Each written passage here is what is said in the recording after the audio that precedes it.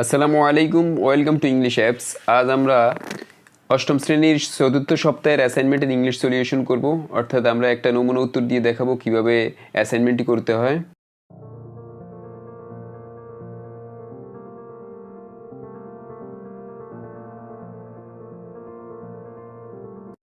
প্রথমে আমরা সিলেবাস নিয়ে কথা, এটা হচ্ছে ইংলিশ অ্যাসাইনমেন্ট 3 অর্থাৎ সর্বশেষ।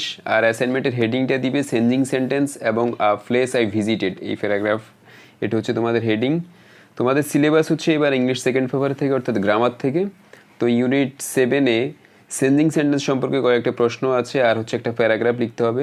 তোমরা দেখো এক্সারসাইজ অ্যাট পেজ নং 143 অর্থাৎ 143 নম্বর পেজের মধ্যে একটি অনুশীলনী বা এক্সারসাইজ রয়েছে, সেই সম্পর্কে আমাদের লিখতে হবে। যেমন প্রশ্নটি করা হয়েছে changing assertive sentences into interrogative, অর্থাৎ 143 পৃষ্ঠায় তোমাদের ইংলিশ গ্রামার বইয়ের 143 পৃষ্ঠায় একটি অ্যাসার্টিভ থেকে ইন্টারোগেটিভ সেন্টেন্সে রূপান্তরের জন্য কতগুলো এক্সারসাইজ দেওয়া হয়েছে, 10টা সেন্টেন্সের মতো। সেই সেন্টেন্সগুলো তোমাকে করে দিতে হবে। এটা হচ্ছে বোর্ড বইয়ের, তোমাদের সরকার কর্তৃক যেই বোর্ড বইটি দেওয়া হয়েছে ইংলিশ গ্রামার অ্যান্ড কম্পোজিশন, সেই বইয়ের 143 পৃষ্ঠা থেকে। তারপরে প্রশ্নটি হয়েছে suppose you visited a place last year, মনে করো তুমি গত বছর একটা স্থান দর্শন করেছিলে। ডিসক্রাইব, বর্ণনা করো that place answering the following questions, নিচের প্রশ্নগুলোর উত্তরের মাধ্যমে সেটি বর্ণনা করো। প্রথম প্রশ্নটি হচ্ছে হোয়ার ডিড ইউ ভিজিট, তুমি কোথায় গিয়েছিলে বা কোথায় ভ্রমণ করেছিলে। 2 নম্বর প্রশ্নটি হচ্ছে হোয়াই ডিড ইউ গো দেয়ার, তুমি সেখানে কেন গিয়েছিলে। 3 নম্বর হচ্ছে হাউ ডিড ইউ গো দেয়ার, তুমি সেখানে কিভাবে গিয়েছিলে। তারপর হচ্ছে হু অ্যাকম্পানিড ইউ, তোমার সাথে কে ছিল। 5 নম্বর হচ্ছে did you like the place, তুমি কি সেটা পছন্দ করো। হোয়াই অর হোয়াই নট, তুমি কেন পছন্দ করো সেটা ব্যাখ্যা করতে হবে, অথবা কেন পছন্দ করো না সেটা ব্যাখ্যা করতে হবে। তো এটা একটা ডেসক্রিপটিভ প্যারাগ্রাফ হবে, অর্থাৎ বর্ণনামূলকই হবে মোটামুটি। তো এটা আমরা এখন একটা নমুনা উত্তর দিয়ে দেখাবো এবং হচ্ছে প্রশ্নগুলো যেই অ্যাসার্টিভ থেকে নেগেটিভ সেগুলোর একটা সলভ করে দিব। তো এটার ক্রাইটেরিয়াটা কীভাবে হবে, ক্রাইটেরিয়াটা হচ্ছে তোমাদের গ্রামাটিক্যাল আইটেমসগুলো ঠিক আছে কিনা সেই বিষয়গুলো দেখবে, বানান, তারপর হচ্ছে যে গ্রামার ঠিক আছে কিনা সেগুলো দেখলেই হচ্ছে তোমাকে ভালো মার্কস দিবে। তো আমরা এখন একটি নমুনা উত্তর দেখবো। তা এখন ইংলিশ অ্যাপ চ্যানেলটিকে সাবস্ক্রাইব করে নিয়ে অবশ্যই সাবস্ক্রাইব করবে, বেল আইকনে ক্লিক করে রাখবে যাতে করে পরবর্তী অ্যাসাইনমেন্টের ভিডিও আপডেট পেতে পারো। অ্যাসাইনমেন্টের প্রথম প্রশ্নগুলো হচ্ছে তোমাদের বোর্ড বইয়ের 143 পৃষ্ঠায় অনেকগুলো প্রশ্ন রয়েছে, সেগুলোকে অ্যাসার্টিভ থেকে ইন্টারগেটিভ করতে হবে। তো আমরা সেগুলো এখন করব। তোমরা দেখো প্রথম প্রশ্নটি হচ্ছে assertive it was a great site, এটাকে ইন্টারগেটিভ করতে হবে। এখন অ্যাসার্টিভ থেকে ইন্টারগেটিভ করার যে নিয়মগুলো সেটা নিয়ে ইংলিশ অ্যাপ চ্যানেলে ভিডিও রয়েছে, তোমরা চেঞ্জিং সেন্টেন্সের প্লেলিস্টে গেলে সেই ভিডিওগুলো দেখতে পারবে নিয়মটা কী সেই সম্পর্কে। সাধারণভাবে আমি একটু বলে নিই, সেটা হচ্ছে যে অ্যাসার্টিভ থেকে ইন্টারগেটিভ করার জন্য অক্সিলারি ভার্বে হচ্ছে প্রথম নিয়ে আসতে হবে, তার সাথে নট দিতে হবে, অর্থাৎ অক্সিলারি ভার্ব প্লাস নট এবং শেষে প্রশ্নবোধক চিহ্ন, তাহলে হচ্ছে ইন্টারগেটিভ গঠন হবে। এছাড়া আরও কয়েকটি নিয়ম আছে, যদি নো ওয়ান থাকে তাহলে শুরুতে হু দিতে হবে নো ওয়ানের পরিবর্তে, নো বডি থাকলে হু দিতে হবে, আর এভরিবডি থাকলে who plus auxiliary verb plus not দিতে হবে। তো দেখো প্রথম প্রশ্নটি করা হয়েছে ইট ওয়াজ আ গ্রেট সাইট, এটাকে ইন্টারগেটিভ করতে বলা হয়েছে। তো এখানে অক্সিলারি ভার্ব হচ্ছে ওয়াজ, তো ওয়াজটাকে আমরা প্রথমে নিয়ে এসেছি, তারপর হচ্ছে নট দিয়েছি, অর্থাৎ ওয়াজন্ট, নটটাকে সংক্ষিপ্তভাবে লিখেছি ওয়াজ অ্যান অ্যাপোস্ট্রফি, অর্থাৎ wasn't it a great site, শেষে প্রশ্নবোধক চিহ্ন। এখানে সেন্টেন্সে যেই অক্সিলারি ভার্বটা থাকবে, ওয়াজ থাকুক বা এম থাকুক ইজ থাকুক, আর সেটাকে প্রথমে নিয়ে এসে এটার সাথে নট যোগ করে দিবে এবং শেষে প্রশ্নবোধক চিহ্ন দিবে, তাহলে হচ্ছে সেটা ইন্টারগেটিভ হয়ে যাবে।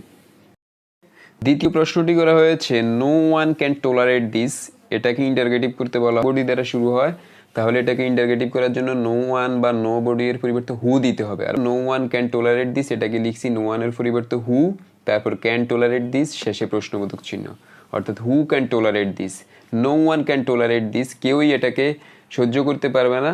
হু ক্যান টলারেট দিস, কে এটাকে সহ্য করতে পারবে, অর্থ একই। 3 নম্বর প্রশ্ন nobody salutes the setting sun, setting সানকে কেউই স্যালুট করে না।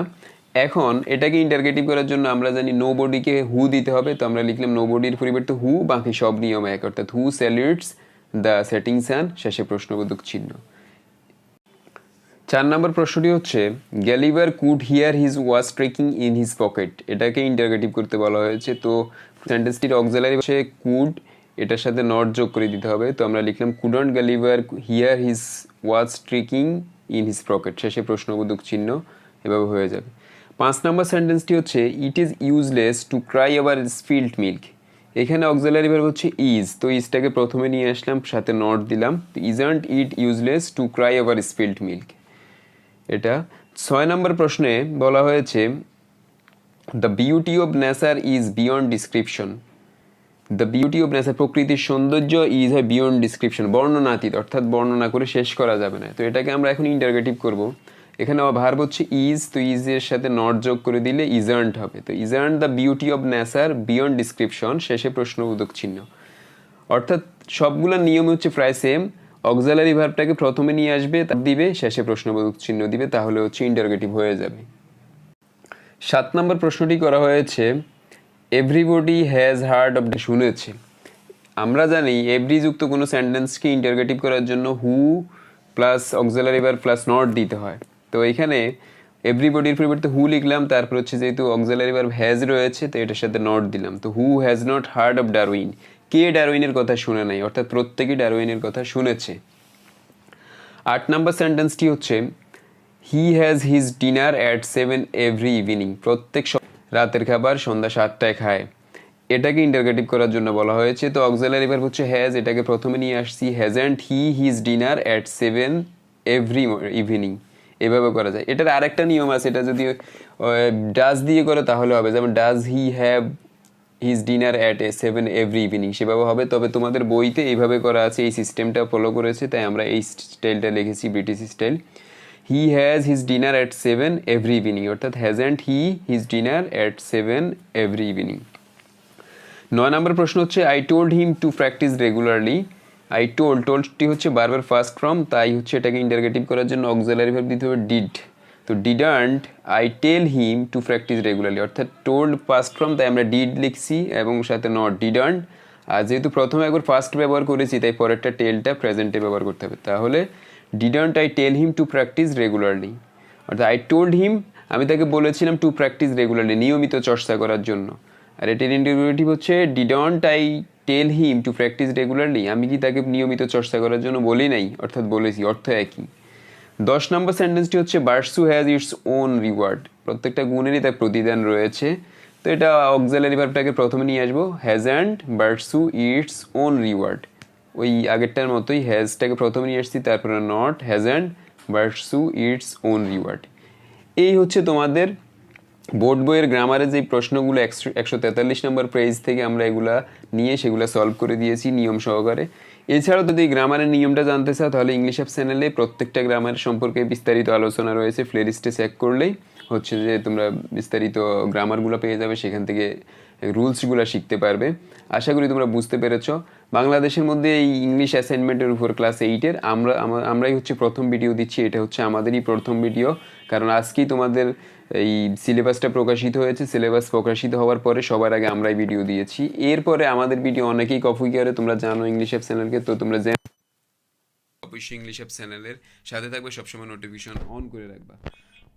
এখন আমরা প্যারাগ্রাফ নিয়ে কথা বলবো। আমাদেরকে পরের প্রশ্নটি করা হয়েছে তুমি এমন একটা স্থানে গত বছর ভ্রমণ করেছ সেই সম্পর্কে লেখার জন্য। তো আমরা এখন সেই প্যারাগ্রাফটি লিখব এবং সেখানে কতগুলো প্রশ্ন দেওয়া আছে যে তুমি কোথায় গিয়েছো, কার সাথে গিয়েছো, কেন গিয়েছো, কিভাবে গিয়েছো এবং সেই জায়গাটি তোমার কাছে কেমন লেগেছে সেই সম্পর্কে বর্ণনা দেওয়ার জন্য। তো আমরা এখন সেই সম্পর্কে এখন বলবো। আমরা সেই প্রশ্নের আলোকে প্যারাগ্রাফ সাজিয়েছি, তোমরা দেখতে পাচ্ছ স্ক্রিনে। অন 15 জানুয়ারি 2019, 2019 সালের 15ই জানুয়ারি I paid a visit to Sonargaon, আমি সোনারগাঁও ভ্রমণ করেছিলাম। I went there with some of my friends and 2 of my teachers, আমি সেখানে আমার কিছু বন্ধু এবং 2জন শিক্ষকের সাথে গিয়েছিলাম।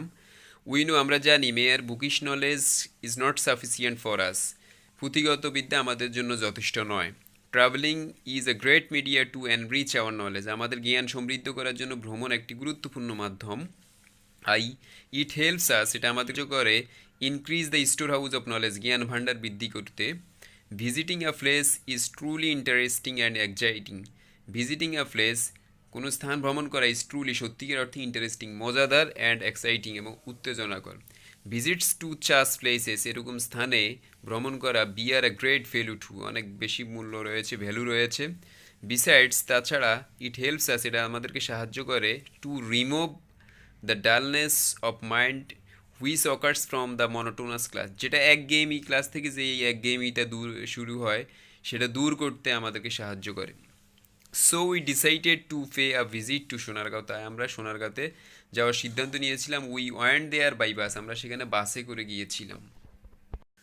Sonargaon is a famous place for its historical importance, Sonargaon হচ্ছে একটা বিখ্যাত স্থান এটার ঐতিহাসিক তাৎপর্যের কারণে। It is now located in the district of Narayanganj, এটা নারায়ণগঞ্জ জেলায় অবস্থিত, not far from Dhaka city, Dhaka শহর থেকে বেশি দূরে নয়। It was once the capital of Bangladesh for a long time, এটা বাংলাদেশের রাজধানী ছিল দীর্ঘ সময়ের জন্য। It was ruled by the Muslim rulers, মুসলিম শাসক কর্তৃক এটা শাসিত হয়েছিল। So it has a glorious past, এটা উইথ গ্লোরিয়াস ফাস্ট ছিল, অতীত ছিল, with many relics of the then sultan, তদানীন্তন সুলতানদের ধ্বংসাবিশেষের কারণে। The certain relics and remnants are still worth seeing and enjoying, এই ধ্বংসাবিশেষগুলো এখন উপভোগ করা হয়। আই লাইক দ্য প্লেস, আমি স্থানটিকে পছন্দ করি ভেরি মাচ, অনেক বেশি। Because the sites and scenery are very charming, খুবই উপভোগ্য। We watch the place of the then emperor, আমরা দেখেছি রাজ্য, দেখেছি place of the then emperor, তদানীন্তন সম্রাটদের। There is a museum in Sonargaon, Sonargaon একটি জাদুঘর রয়েছে। We also and to the museum, আমরা জাদুঘরে গিয়েছিলাম। অ্যান্ড স দেখেছিলাম ডিফারেন্ট থিংস, ভিন্ন জিনিস, which were used by the Muslim rulers, যেগুলো মুসলিম শাসকদের কর্তৃক ব্যবহৃত হতো। দে রিমাইন্ডেড আস, সেগুলো আমাদেরকে স্মরণ করিয়ে দেয়, অফ দ্য দেন রুলার্স, তদানীন্তন সম্রাটদের, as well as supplemented of our knowledge of history, ইতিহাসের সাপ্লিমেন্ট হিসাবে। উই অল এনজয়েড, আমরা সবাই উপভোগ করেছিলাম দ্য সাইটস অ্যান্ড সিনস, এই দৃশ্যগুলো। I will never forget this visit, এই ভ্রমণটা আমি কখনোই ভুলবো না। ইটস আ ওয়ান্ডারফুল এক্সপিরিয়েন্স, এটাও একটা বিস্ময়কর অভিজ্ঞতা। That I have ever achieved, আমার অর্জন করার মধ্যে। ইট ওয়াজ ইনডিড, মূলত a rewarding visit. It is still crystal clear in my memory, আমার মেমোরিতে এটা একটা কাকচক্ষুর মতো পরিষ্কার হয়ে থাকবে। এই হচ্ছে অ্যাসাইনমেন্টটি, আমরা আমাদের মতো করে একটি নমুনা উত্তর করে দিয়েছি, এটা থেকে আইডিয়া নিয়ে তোমরা নিজেদের মতো করার চেষ্টা করবে। যারা এখনও ইংলিশ অ্যাপ চ্যানেলটিকে সাবস্ক্রাইব করেনি অবশ্যই সাবস্ক্রাইব করবে এবং নোটিফিকেশন বাটনটি অন করে রাখবে, যাতে করে যখনই অ্যাসাইনমেন্টের ভিডিও আপলোড করি তোমার কাছে নোটিফিকেশন চলে যায়। লাইক কমেন্ট শেয়ার করে পাশে থাকবে।